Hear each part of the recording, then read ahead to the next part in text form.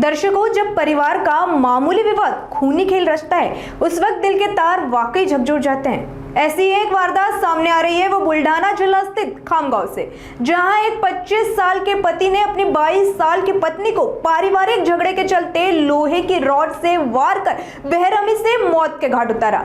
हैरानी की बात यह रही कि पत्नी की हत्या के बाद आरोपी पति खुद पुलिस स्टेशन पहुंचा और उसने अपना जुर्म कबूल कर लिया।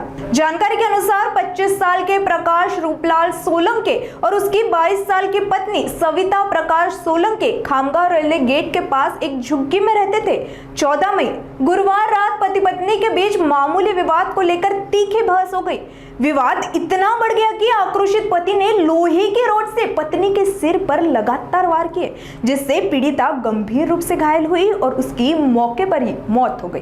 तत्पश्चात खामगांव सिटी पुलिस स्टेशन के प्रभारी यानी ही थानेदार रामकृष्ण पवार अपनी टीम के साथ मौके पर पहुंचे। वह इस मामले में हस्तक्षेप कर बॉडी को पोस्टमार्टम के लिए जनरल हॉस्पिटल भेजा।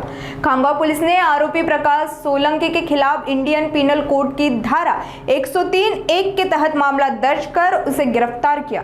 जहां एक तरफ इस वारदात से स्थानिकों में दहशत का माहौल है, तो वहीं दूसरी ओर पुलिस दंपति के बीच हुए विवाद की मुख्य वजह गहराई से जानने की कोशिश में मामले की हर एंगल से जांच पड़ताल कर रही है। स्त्रीला आरोपी आहे प्रकाश रूपलाल सोळंके, वय 25 वर्ष, रेल्वे गेटच्या बाजूला जे अतिक्रमित जागा आहे तिथे ते झोपड्या बांधून मागील 20 वर्षापासून त्याचे वडिलांसह राहतात, त्यांची पत्नी वडिलांसह।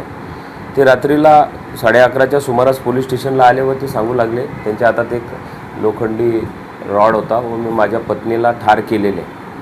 तर आम्ही ताबडतोब खात्री करण्यासाठी PSI सतार, त्याच्यानंतर आम्ही थोड्या वेळानंतर मी स्वतः आणि आमचे DYSP आम्ही घटनास्थळी गेलो असता एक महिला जी 22 वर्षाची आहे ती खाली मृतावस्थेत पडलेली होती। तिचं नाव सविता प्रकाश सोळंके, हे आरोपी यांची पत्नीच आहे।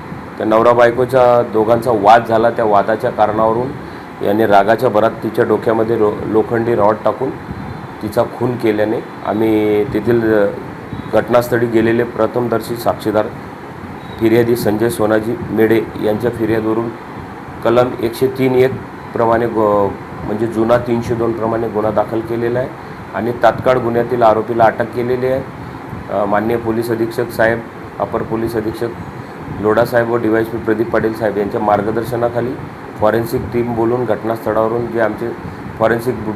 घटनास्थळावरून आमचा तांत्रिक तपास व सगळ्या तपास आम्ही केलेला आहे। आरोपी अटकेत आहे व पुढील तपास विकास पाटील API विकास पाटील यांच्याकडे दिलेला आहे। तपास सुरू आहे।